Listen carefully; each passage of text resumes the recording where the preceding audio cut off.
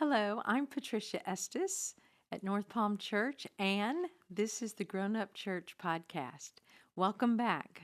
So great to see you as we're just endeavoring to make this year a great year and that we are taking territory together because we are no longer children, because we have put away childish things and we are now mature, acting like the sons and daughters of God who can rule and reign and actually bring heaven to earth. That's what it's all about, right? So, in this podcast, we're going to look at culture crisis and how we have to learn how to protect our territory. There's always distinctions, and that's a big word with me is distinctions. There should be a distinction between the kingdom of darkness and the kingdom of light. We know that there is, but a lot of people live their lives as if it is not, and that is a culture crisis. And we understand in distinction that there are third world countries and first world countries, and that some of the problems that we have in first world countries are laughable to third world countries who's trying to survive to eat. And so I think it's very important that if we just look for a moment through a culture crisis that was going on with Israel.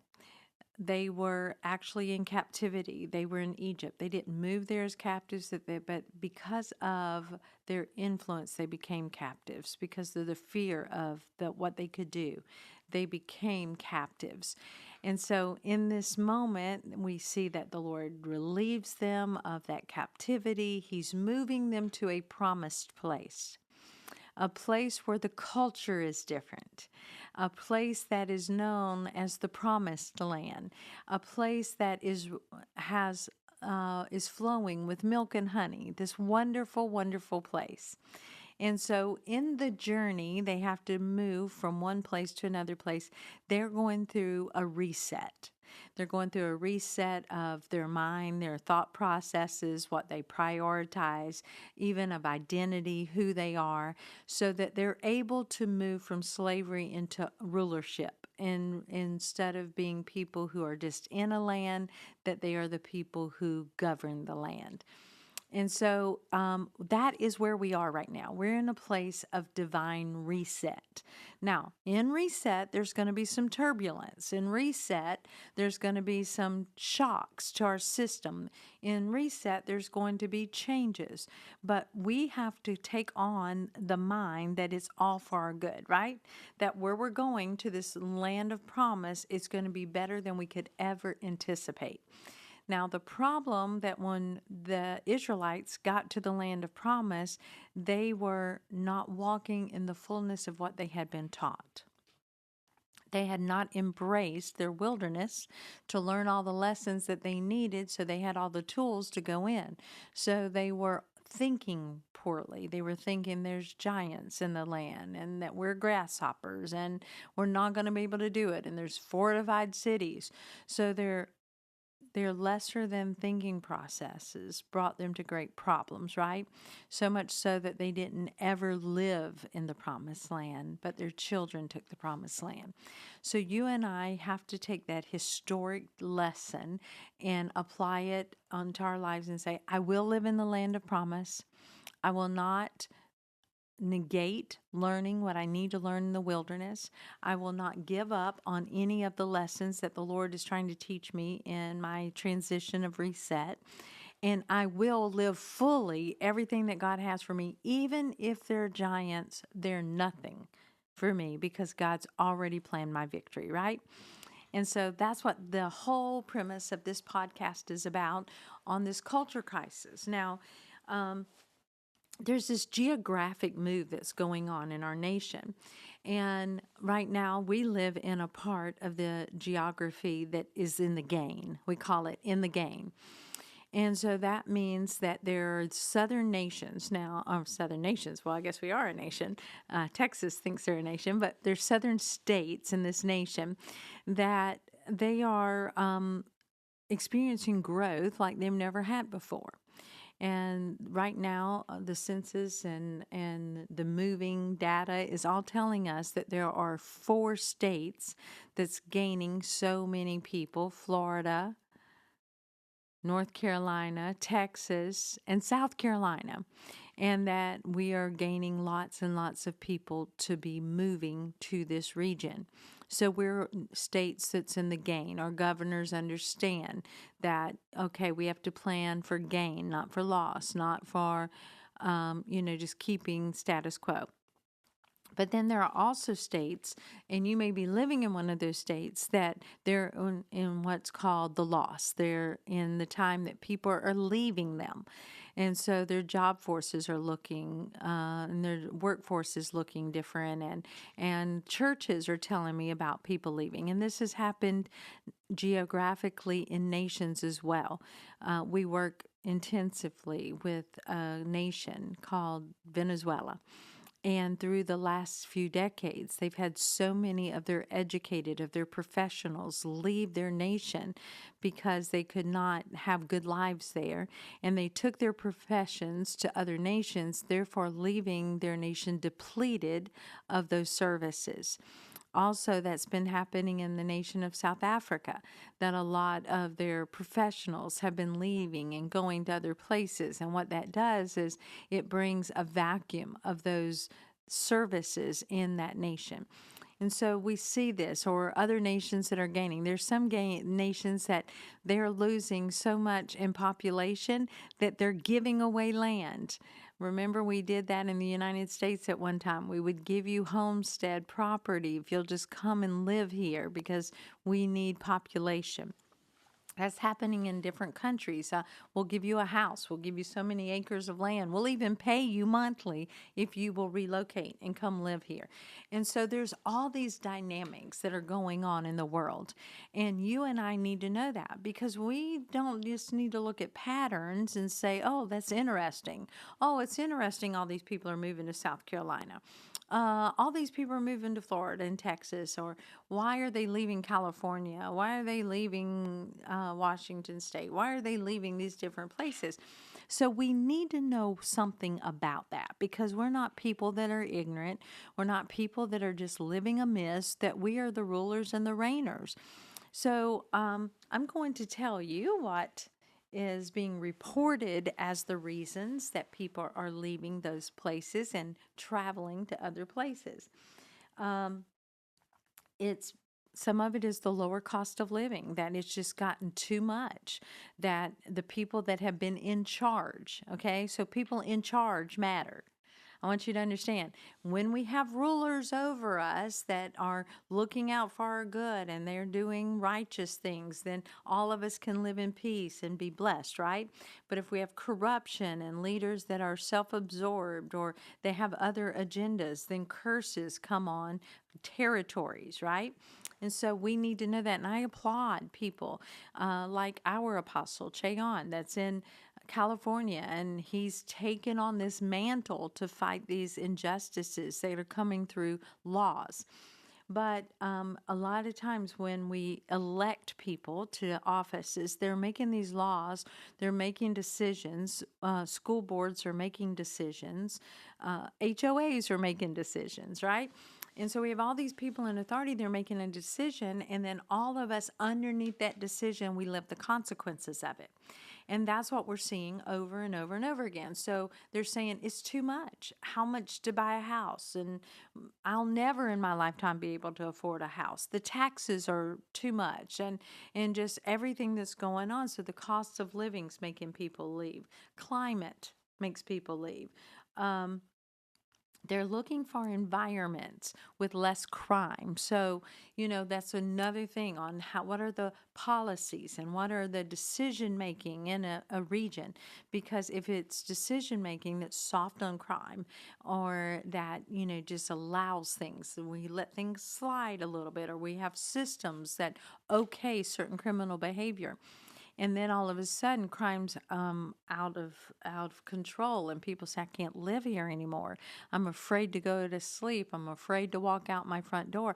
I'm afraid to ride the subway.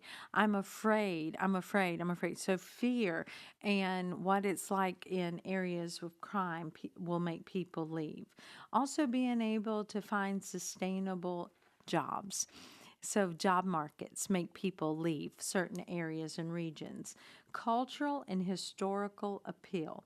Now, that's what we're going to land on right now is culture. There is a culture crisis. And so in California, yesterday, I was able to sit down to someone who's very involved in politics in California, and they were talking about some serious bills that have passed into law and about how the authority of parents are being taken from them and how it's being given to government or schools where children can change their gender and make choices, and parents are not allowed to be notified. And parents are saying, I'm not on my watch. I will leave. I will change geography because of this. And so we need to understand that there's culture. And I believe that as the grown-up church, that we need to know what God loves and what God hates, what God blesses and what God curses, and we need to be the spokesperson for that.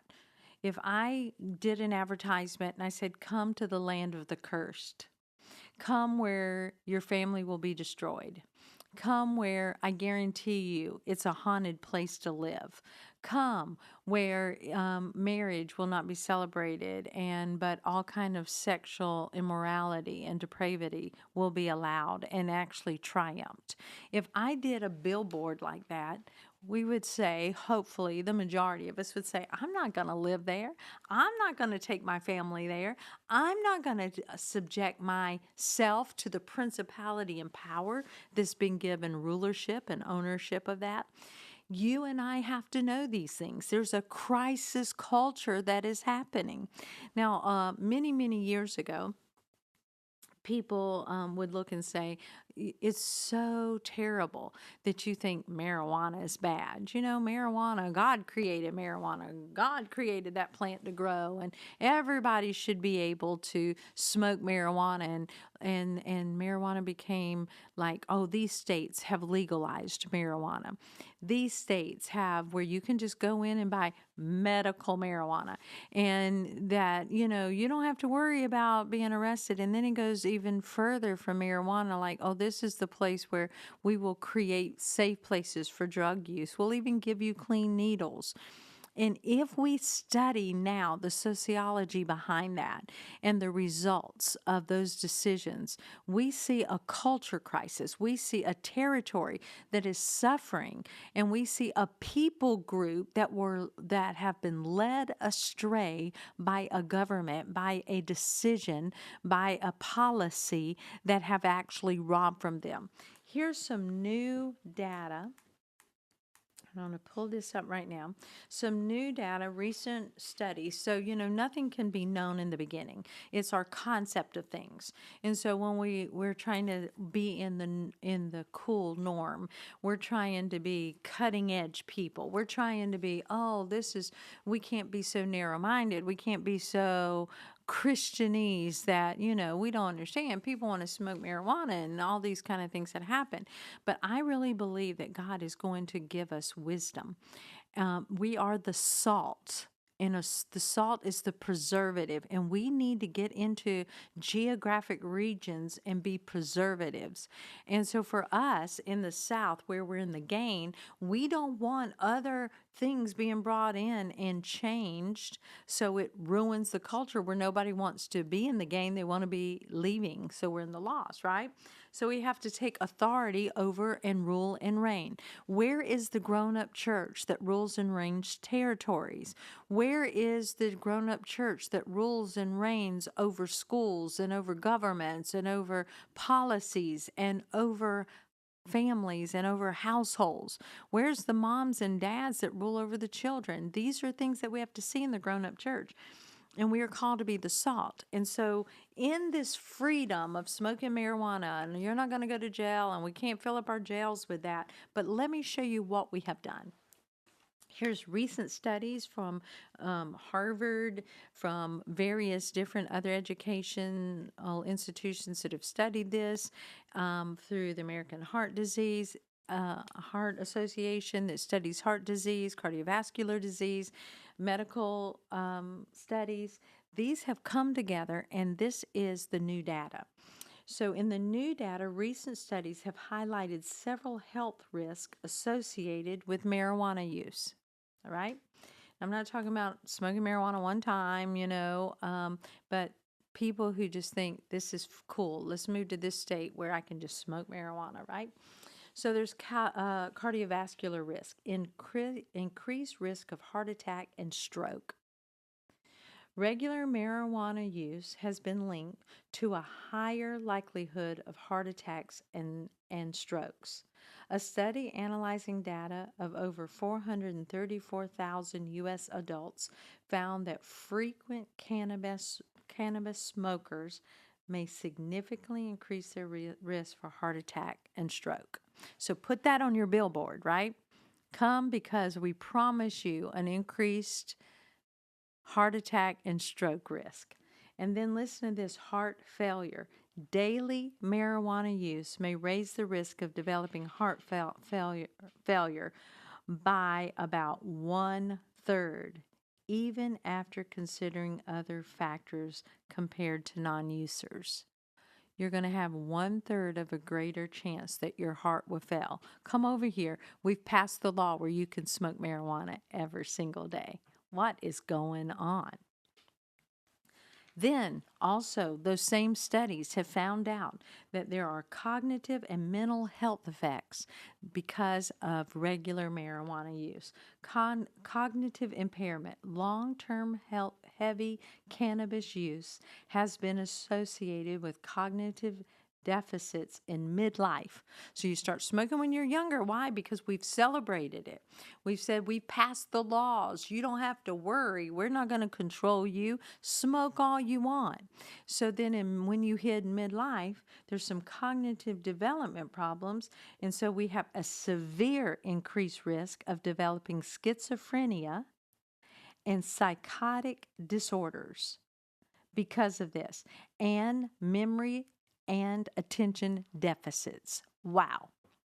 Put those on the billboards of the territories that want to celebrate the use of marijuana.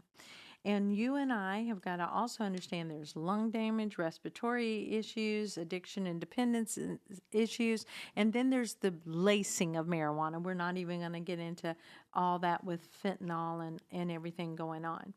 But what we have to understand is this: there is also in the smoking of marijuana been showed in these studies that there is genetic damage. Recent research suggests that cannabis is a genotoxic substance, meaning it can damage genetic information within cells. Let me tell you, the enemy is sly. He searches around. He's doing all these different things. And he's saying, come on, this is freedom. We need to celebrate our freedom. Nobody can tell me. Come over here.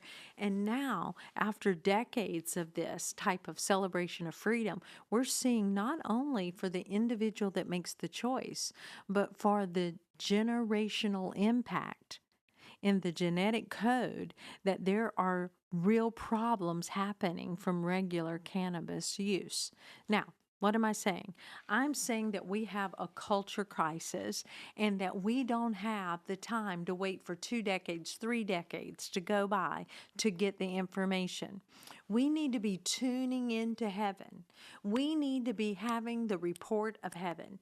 We need to say, God, is this good for me? Is this a good law? Is this something we need to do? The church needs to wake up. We really need to understand that prophecy is not just something that God's doing so I know, oh, you're blessed and highly favored. I don't even need a prophet to tell me that. I know that because I'm obedient to the word of God.